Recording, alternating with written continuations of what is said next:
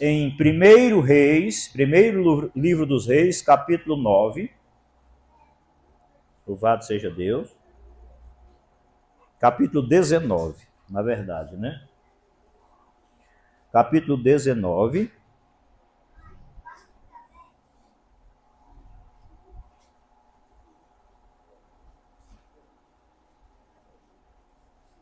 Versículo 8.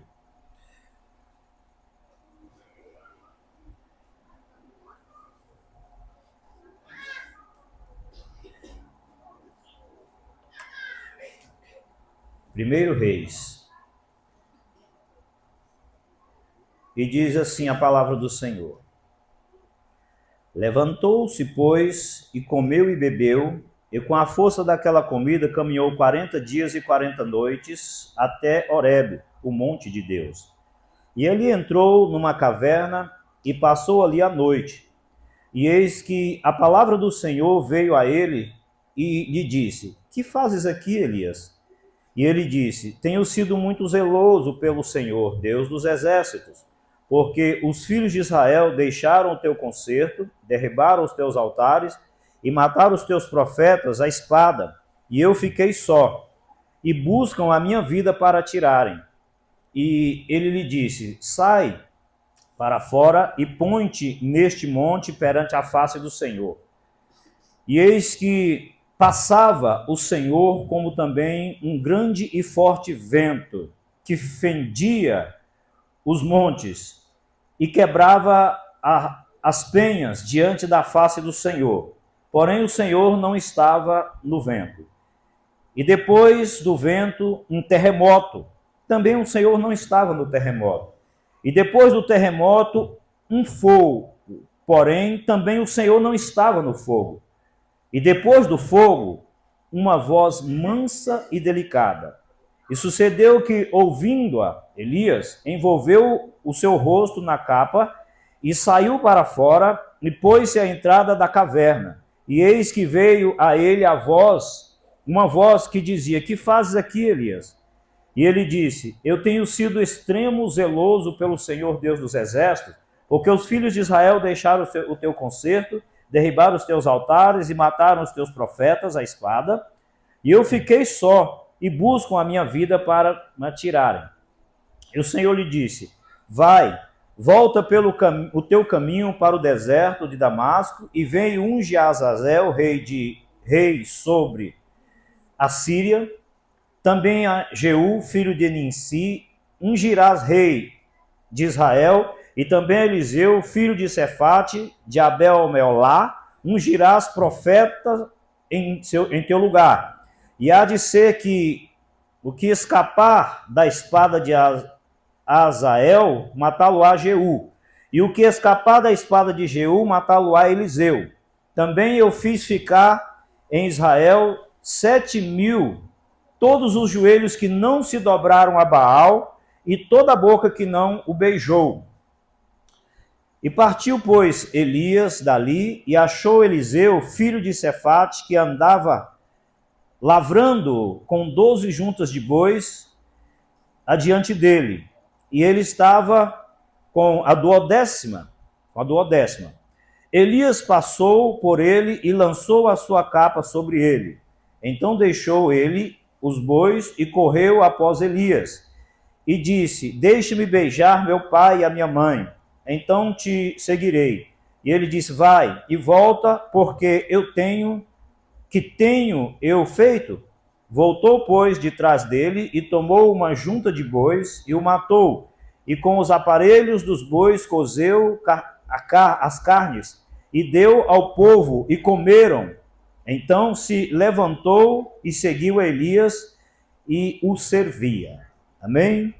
Senhor amado, nós estamos diante de Ti e diante da Tua palavra transformadora, da Tua palavra salvadora, da Tua palavra vivificadora.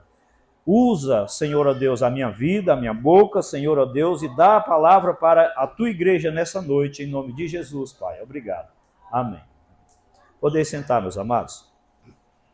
Louvado seja Deus. Meus queridos, aqui nós estamos mais uma vez citando a vida do profeta Elias e seu grandioso ministério. E falando de Elias, a gente logo pensa assim, aí sim, é um servo infalível, né? É um servo irretocável, é um servo corajoso. Amém? Mas não somente isso. A palavra de Deus diz que esse homem, ele era sujeito às mesmas paixões que nós. Então nós não estamos falando aqui de um super-homem, de um super-profeta. Nós estamos falando de um homem de Deus, que se coloca na presença de Deus, nas mãos de Deus, para ser usado por Deus. Isso pode acontecer com qualquer homem sobre a face da terra. Amém? Que serve ao Senhor.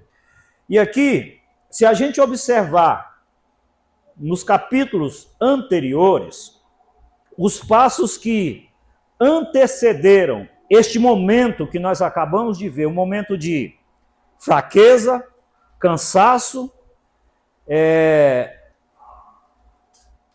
desespero, angústia do profeta Elias, se a gente observar, foram passos, ele mesmo confessa com a sua própria boca, de extremo zelo para com a obra de Deus.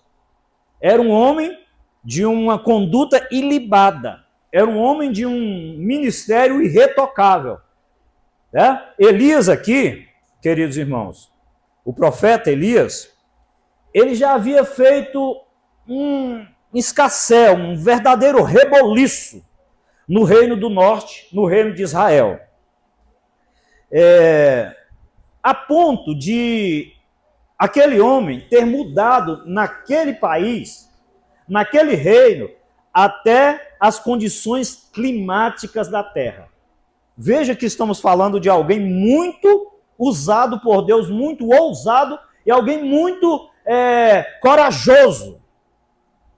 Um homem que havia mudado até as condições climáticas da terra. Um homem que já havia dito, olha, por 3 anos e 6 meses não vai chover por aqui. E não chovia. Elias, nesse ponto aqui, em que a gente olha e você leu este texto e viu aqui um momento de fraqueza, um momento de angústia, de tristeza, de desânimo espiritual.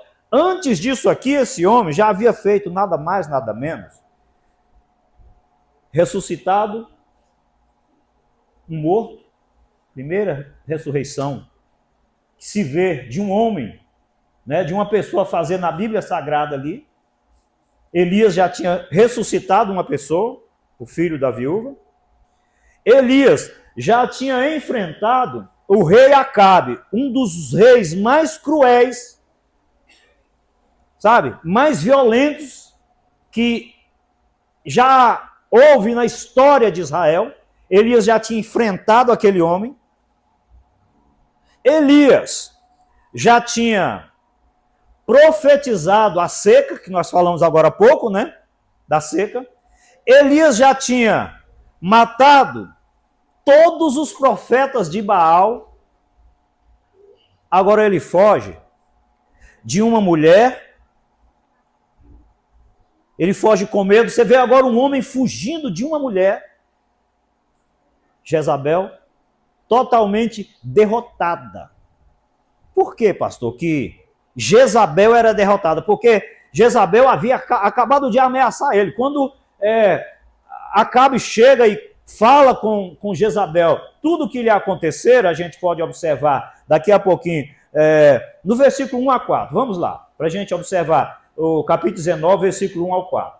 Olha a situação aqui. Depois de ter feito tantas maravilhas, enfrentado reinos, profetas, Acabe faz saber a Jezabel tudo quanto Elias havia feito, foi o que eu disse para vocês, toda a obra de Elias, como totalmente matara todos os profetas, a espada, um homem só ali, tá? Então Jezabel mandou um mensageiro a Elias a dizer, assim me façam os deuses, outro tanto, se de certo amanhã a esta hora não puser a tua vida como a de um deles. O que, vendo ele, se levantou para escapar, né? Outras palavras, para fugir, outras versões para fugir, para escapar com vida. E se foi e veio a Berseba, que é Judá, e deixou ali o seu moço. E ele foi ao deserto, caminho de um dia, e veio e assentou-se debaixo de um zimbro, e pediu em seu ânimo a morte, e disse: já basta, ó Senhor, toma agora a minha vida, pois eu não sou melhor do que meus pais. Vocês estão observando? Jezabel, ao ficar sabendo, diz para ele que hoje ele não passa de hoje, eu vou matar ele mesmo. Aí ele foge de uma mulher que, se a gente olhar o contexto, Isabel já estava destruída, derrotada espiritualmente. Como assim? Naquela época, os reis, eles eram conduzidos, guiados, preste atenção nesse fato. Naquela época, os reis eram conduzidos, guiados, orientados pelos seus profetas. Você já viu que todas as vezes que Davi ou qualquer um rei de Israel, eles iam descer a uma guerra? Você lembra do rei Josafá, ali em 2 Crônicas, ali? Eles faziam o que? Ia consultar os profetas, consultar a Deus. Então, os profetas eram os olhos, o guia e a revelação de um povo. Por que eu digo que Jezabel já estava derrotada? Porque Elias já tinha matado seus 850 profetas. Ela não tinha sequer orientador para saber o que devia fazer amanhã. Era ou não era uma mulher derrotada? O próprio Elias já tinha derrotado o reino de Jezabel e de Acabe quando ele mata os seus profetas. Agora ele vai temer uma mulher que ele já tirou a força espiritual dela? Vai fugir dela? Vocês estão vendo que não é um demérito só nosso, nem só de Elias, sentir fraqueza, sentir dificuldade, sentir cansaço espiritual.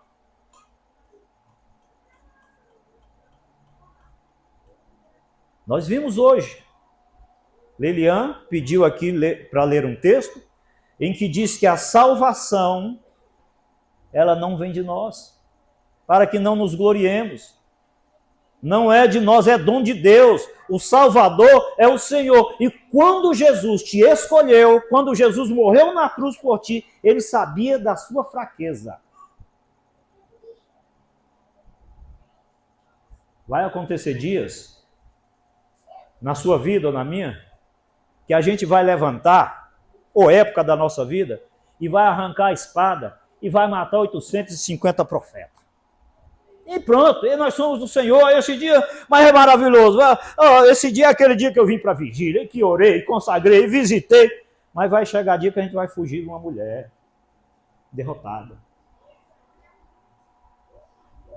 Mas com os dias bons, com os dias maus, com os dias fervorosos, com os dias de angústia, Deus é contigo o tempo todo. Não adianta, o Senhor é contigo, Ele conhece as tuas fraquezas, as tuas debilidades. Haverão dias de glória, haverão dias em que nós desafiaremos o inferno, mas haverão dias em que nós choraremos e clamaremos de Senhor, basta, tira a minha vida porque eu não sou melhor do que ninguém. Assim foi na vida de Elias.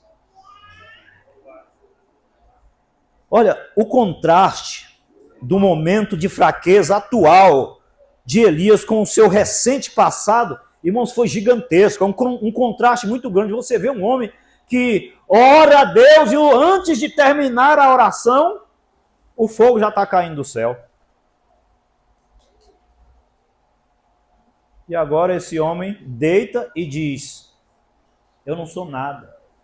Basta, Senhor, se quiser me levar, me leva. Eu já não tenho mais forças para orar, já não tenho mais forças para jejuar, eu já não tenho mais forças para clamar, Senhor meu Deus. Sabe o que a palavra de Deus diz? O poder de Deus se aperfeiçoa na fraqueza. É nessa hora que Paulo diz: quando eu acho que eu estou forte, eu estou fraco. Mas quando eu acho que eu estou fraco, aí é que eu estou forte. Sabe por quê? Porque eu estou totalmente entregue nas mãos do Senhor, meu Deus. Não é porque estamos vivendo um momento de fraqueza que devemos achar que é o nosso fim. Não é o nosso fim. Aquele que em nós, preguei outro dia, começou a boa obra, ele vai terminar. Há momentos de fraqueza, irmãos. Há momentos de glória. Nós precisamos entender que a nossa caminhada é assim, não vai, só vai acabar no dia que chegar lá. Lá não haverá, a Bíblia diz, mais morte, nem dor, nem cansaço. Deus enxugará dos nossos olhos todas as lágrimas, mas aqui eu só tenho uma missão: não desistir. Aqui eu tenho uma missão: perseverar, e a Bíblia diz que se eu perseverar até o fim, eu serei salvo. E Elias agora diz que é o fim dele. Elias estava se sentindo esgotado emocionalmente. Hoje nós estamos vivendo uma época em que as maiores doenças são emocionais, são psicológicas, são sentimentais. Roubam-nos a força de tal maneira que basta uma voz e a gente se desmonta. 850 homens ali enfrentando, e ele destruiu 850 homens. Agora, com uma ameaça de uma pessoa, de uma mulher, ele diz: agora acabou. Pastor, o senhor não sabe o quanto tem sido difícil para mim. Eu tenho sido fraco. Você acha que Deus não sabe? Talvez eu não sei mesmo. Meu filho, bote aí, por favor, Marcos 6, 30 e 31. Será que Deus não conhece as nossas fraquezas? Marcos 6, 30 e 31. E os apóstolos ajuntaram-se a Jesus e contaram-lhe tudo, né? Tanto o que tinha feito como o que tinha ensinado. Tá. E ele disse-lhes: vinde, vós aqui à parte. Vem cá, vem aqui comigo. A um lugar deserto, eu quero ficar sozinho com vocês.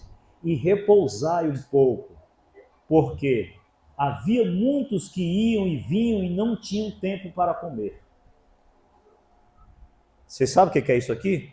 Os discípulos acabaram de realizar uma obra e expulsaram demônios e fizeram maravilhas e chegaram a Cristo cansados. E Jesus diz: olha, vem cá, que eu quero vos dar o meu descanso. Levou os seus discípulos para o deserto, para um lugar deserto, e lhes ofereceu repouso, descanso. É nessa hora que o Senhor nos dá repouso. Na hora do cansaço, na hora que a gente diz: Senhor, mas eu não estou suportando a situação da minha casa, Senhor. Olha como é que estão os meus filhos, Senhor. Olha como é que está o meu lar. O Senhor diz: não é teu lar, é meu lar. Não é teu filho, é meu filho. Não é a tua filha, é minha filha. Não é o teu casamento, foi eu que criei. Tua casa é minha, teus filhos são meus, teu marido é meu, tua mulher é minha, eu sou o Senhor da tua casa. Vem cá, descansa nos meus braços, deita aqui e descansa um pouco. Olha como Deus se preocupa e diz-lhes: vinde vós aqui. Jesus diz: vem aqui, vem para mim, chega perto de mim, porque eu quero que vocês repousem, descansem um pouco, repousarem um pouco. Você sabe o que quer dizer isso? Entrega o teu caminho ao Senhor, confia nele, ele tudo fará. Repousa nos braços do Senhor toda a sua ansiedade, toda a sua angústia, todo o seu medo. Elias estava com medo de morrer. É interessante que nesse momento, irmã Lindinaura, a gente se confunde, porque a gente fica num misto de sentimento que a gente pede uma coisa querendo outra. É ou não é? Como, pastor? Elias estava pedindo para morrer, não estava? Mas ele não estava fugindo de Jezabel para não matar ele? Então, explica isso. Elias fugia da presença de Jezabel para não morrer e pedir a Deus para morrer. Ele quer ou não quer morrer? Você está vendo que confunde a nossa mente, um turbilhão de pensamentos, a gente não sabe nem o que pedir, nem o que pensar. É nessa hora que o Espírito de Deus intercede por nós com gemidos inexprimíveis diante de Deus.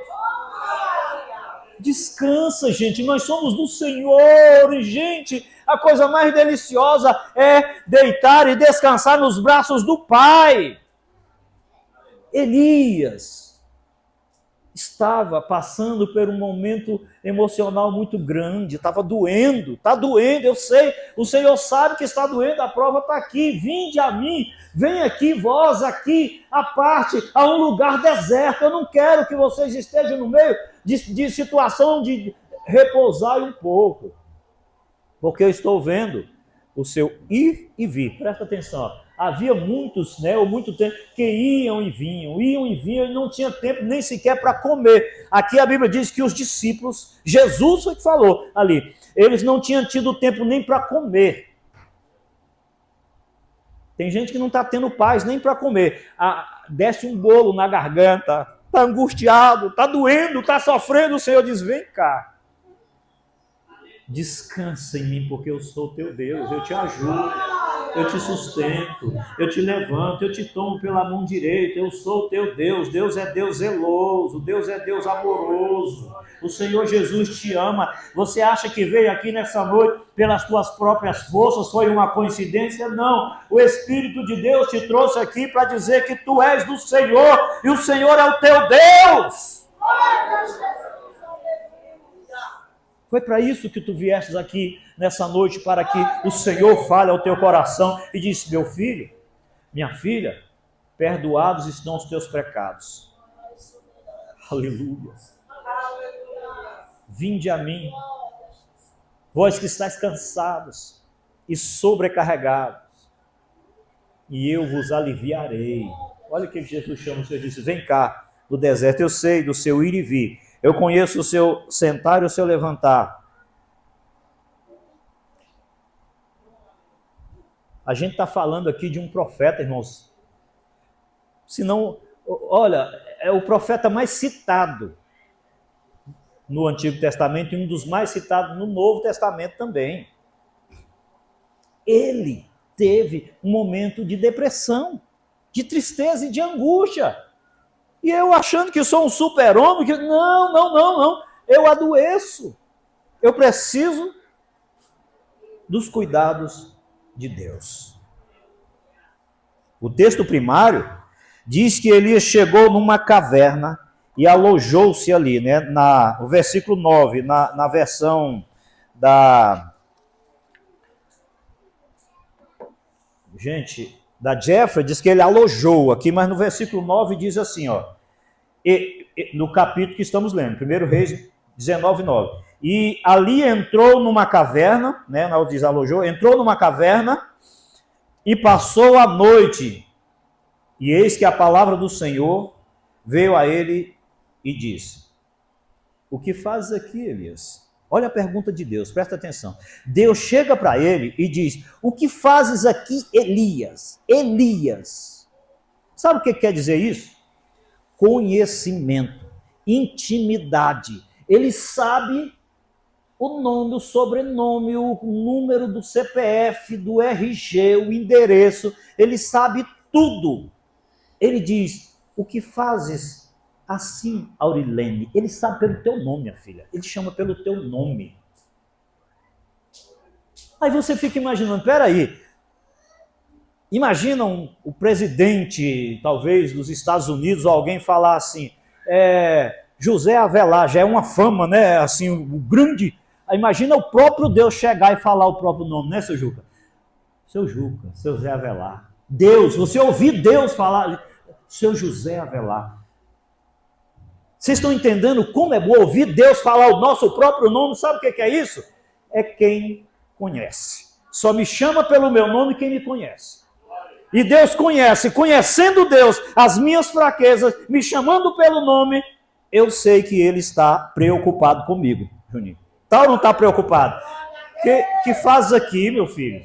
O que é isso, Elias? O que fazes aqui? Aí Elias responde para Deus, aquelas palavras, Senhor, eu tenho sido muito zeloso, mataram todos os profetas, eu fiquei sozinho. A resposta de Elias revela uma visão limitada.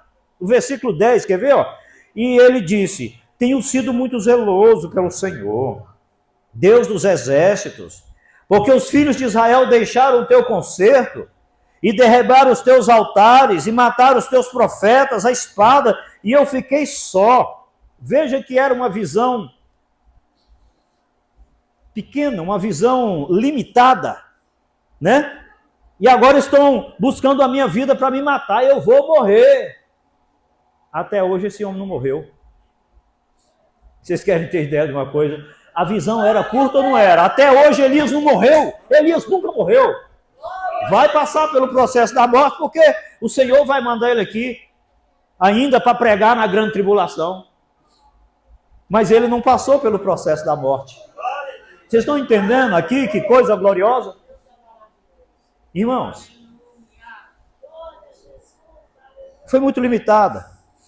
Olha, a seguir, Deus ensina o seu profeta que nem sempre é necessário usar a força da natureza, por exemplo, realizar uma obra com grandes milagres. Porque Elias, ele estava acostumado em orar e o fogo cair do céu e queimar logo o altar ali, e queimar, destruir todo mundo, queimar tudo, matar tudo. Elias estava acostumado a orar e parar e a seca vir matar a turma toda. Aí Deus, espera aí, meu filho, vem cá. Aí Deus mostra para ele um trovão, e ele, agora acaba morre. Aí Deus não estava no trovão. Mostra um vento, mostra uma tempestade, nada. Aí Deus faz Elias ouvir uma voz delicada, mansa e suave. Você sabe o que quer dizer isso aí? Eu te amo. Não temas, eu te amo.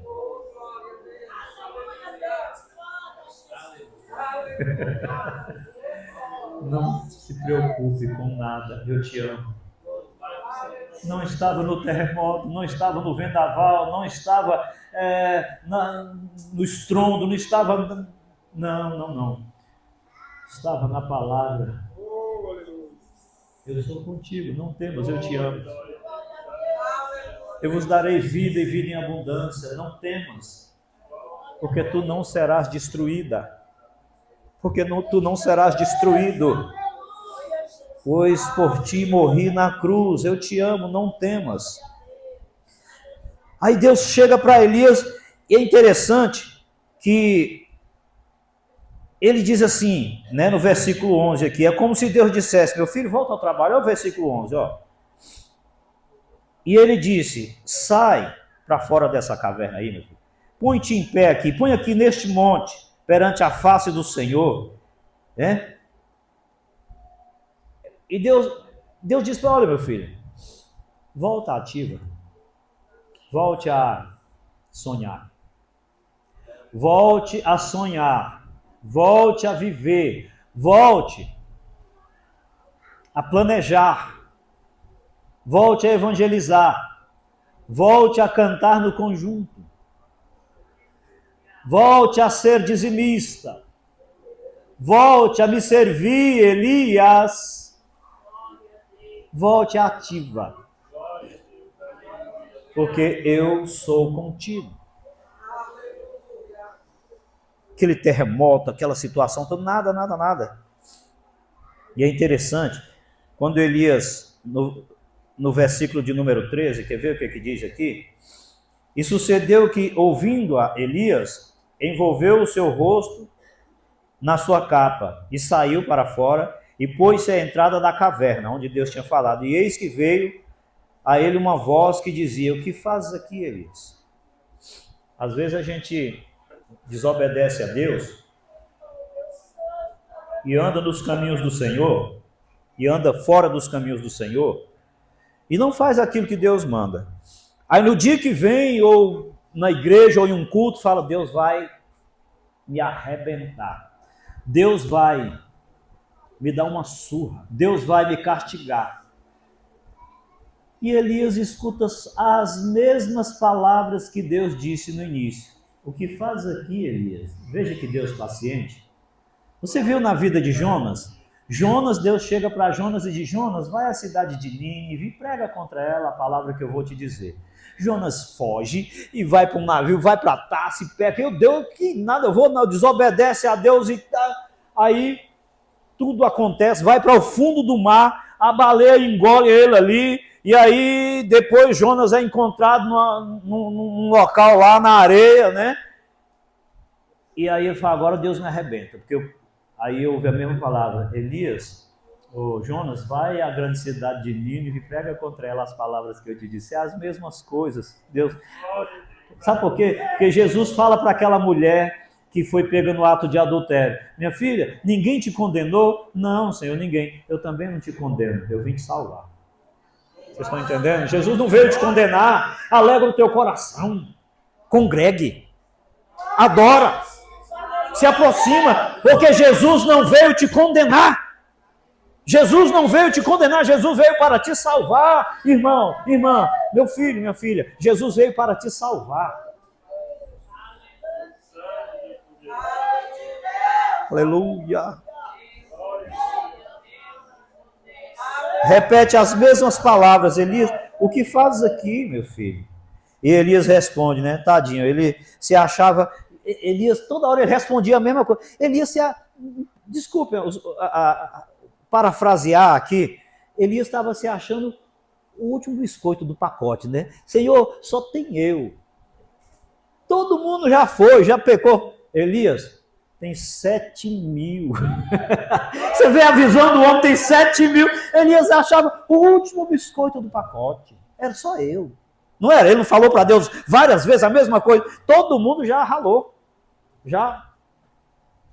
Mas só ficou eu. Não, olha, eu tenho 7.000 que não dobrou o joelho diante de Baal e não beijou a Baal. Você está entendendo, Elias? Olha, Elias, a visão dos campos, Elias. Versículo 18, quer ver? Também eu fiz ficar em Israel 7.000, todos os joelhos que não dobraram a Baal e toda a boca que não beijou. Não era só dobrar não, porque eles beijavam a Baal. Vocês viram agora lá? Tocaram fogo numa estátua de Baal gigantesca agora lá no Irã, né? Até hoje eles adoram a Baal. É a turma de Isaú, né? Vocês terem ideia que é a situação até hoje. Louvado seja Deus. Mas isso é uma coisa para um outro momento. O Senhor fala a Elias o tanto de obra que ele ainda havia de realizar. Olha, Deus vira para Elias e diz assim: Elias, tu ainda vai ungir reis, consagrar profeta, preparar um sucessor. Em outras palavras, volte ao trabalho, meu filho. Quer ver? Versículos 15 e 16 do capítulo 19 diz bem assim, ó, nós já estamos quase encerrando. E o Senhor lhe disse: vai, volta pelo teu caminho para o deserto de Damasco, vem e unge Azazel sobre a Síria. Ele ainda ia ungir um rei da Síria, e era ele que... Vocês têm ideia? Era o que o profeta falava que acontecesse. Dizia: ó, você vai ser rei da Síria. Vocês estão entendendo? Era ele que ia ungir. Não era eleito por homem, não. Era Deus que mandava, ele chegava lá e ungia. A palavra daquele homem, a obra daquele homem ainda ia reger nações.